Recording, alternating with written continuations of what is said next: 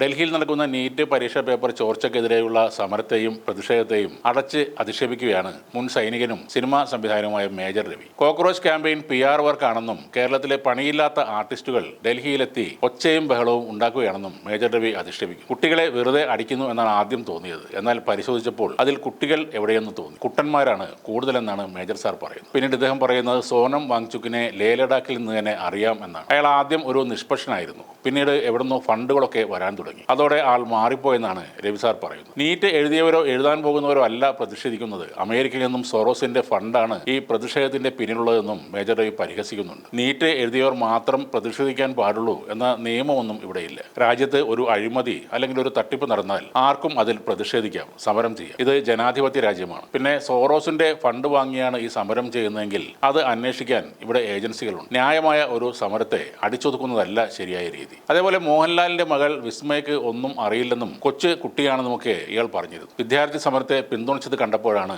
Major സാറിന് അങ്ങനെ തോന്നിയത്. വിസ്മയ 34 വയസ്സ് കഴിഞ്ഞ ഒരു സ്ത്രീയാണ്. നിങ്ങൾ പണ്ട് മോഹൻലാലിന്റെ ആളായി കൂടെ നടക്കുമ്പോൾ കണ്ട ആ കുട്ടിയല്ല ഇന്നത്തെ വിസ്മയ. മോഹൻലാൽ തന്റെ 2 മക്കളെയും അവരുടെ ഇഷ്ടത്തിന് അനുസരിച്ച് ജീവിക്കാൻ വിട്ട ഒരു വ്യക്തി കൂടിയാണ്. അതുകൊണ്ട് വിസ്മയുടെ ഇന്നത്തെ ചിന്താഗതിയും കാഴ്ചപ്പാടും താങ്കൾക്ക് ഒരു തരത്തിലും അറിയാൻ വഴിയില്ല. അപ്പോൾ അറിയാൻ പാടില്ലാത്ത കാര്യത്തെക്കുറിച്ച് മിണ്ടാതിരിക്കുക എന്നതാണ് ശരി. രാജ്യത്തെ യുവതലമുറയുടെ ചിന്തകളും റിട്ടയേർഡ് പട്ടാളക്കാരനായ താങ്കളുടെ ചിന്തകളും വ്യത്യസ്തമായിരിക്കും. താങ്കളുടെ രാഷ്ട്രീയ നേതാക്കൾക്ക് ബുദ്ധിമുട്ടുണ്ടാക്കുന്ന സമരത്തെ എങ്ങനെയും താറടിച്ച് മോശമാക്കി കാണിക്കാൻ മാത്രമാണ് ഈ ഡയലോഗൊക്കെ താങ്കൾ പറയുന്നത്. എന്നാൽ അത് കേൾക്കുന്നവർക്ക് അവജ്ഞ മാത്രമാണ് തോന്നുന്നത്. അതുകൊണ്ട് വിസ്മയക്ക് പറയാനുള്ളത് അവർ പറഞ്ഞുകൊള്ളൂ. അവർക്ക് രാഷ്ട്രീയ പരിജ്ഞാനം ഉണ്ടോ എന്ന് അളക്കേണ്ടത് BJP-കാരനായ മേജർ രവിയല്ല. ജന്തർ മന്ദറിൽ സമരം ചെയ്യുന്നവരുടെ വിഷമങ്ങൾ നിങ്ങൾക്ക് മനസ്സിലാവില്ല. നിങ്ങളിപ്പോൾ ഒരു വെറും സംഖ്യയായി മാത്രം ജീവിക്കുകയാണ്. ഡൽഹിയിലെ പോലീസുകാർ അവിടെ കാണിച്ചു കൂട്ടുന്നത് ലോകം മുഴുവൻ കാണുകയാണ്. ലോകത്തെ ഏറ്റവും വലിയ ഒരു ജനാധിപത്യ രാജ്യത്താണോ ഈ പ്രാകൃതമായ മർദ്ദനം നടക്കുന്നത് എന്ന് ലോകം ഒരു ഞെട്ടലോടെ തന്നെ ആയിരിക്കും കാണുന്നത്. പെൺകുട്ടികളുടെ സ്വകാര്യ ഭാഗങ്ങളിൽ ലാത്തിവെച്ച് കുത്തിയിട്ട്